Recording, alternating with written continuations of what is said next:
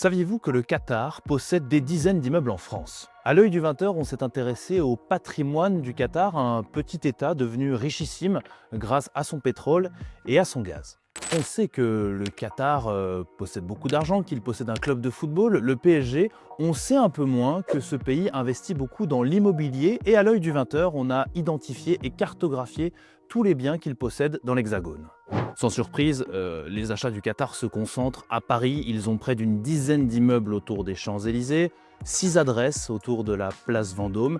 Ils ont aussi des hôtels 5 étoiles, le Peninsula ou le Carlton, le Martinez sur la Côte d'Azur. Et ils construisent même un nouvel hôtel grand luxe dans un bâtiment vendu par l'État français pour 300 millions d'euros.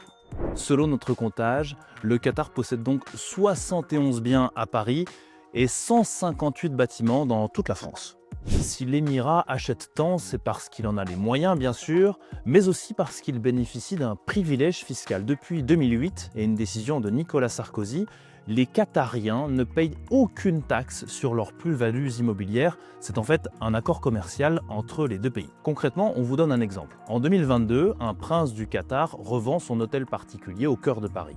Il fait une sacrée marge.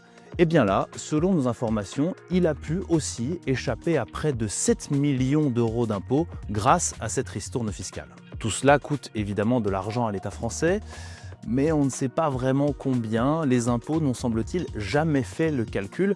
Beaucoup de responsables politiques critiquent donc cet avantage fiscal. Emmanuel Macron avait même promis de le supprimer en 2017 lors de sa campagne, un engagement qu'il n'a pas encore tenu.